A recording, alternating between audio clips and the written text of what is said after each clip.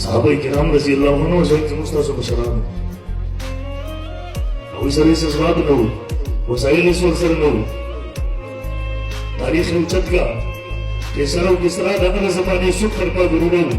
دا لکه نن سبا چې روس او امریکا دي، د وخت د سپر پابرونه دا زما رب د صحابه کرامو خپلو ته راوستی و. مسلمان ځوانو د خلک پهمۍ شکار کېږه وه.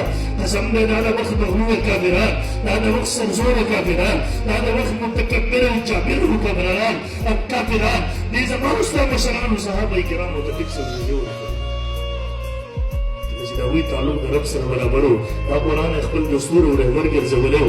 رب ورته خپلې غذاګانې مسخر کړې وې، خپلې هواګانې ورته تابع کړې وې، دې سمندرونو لارې ورکړې وې. نن موږ د هغه قرآن نه مادیات شو، هغه قرآن هم شاته وغورځوو.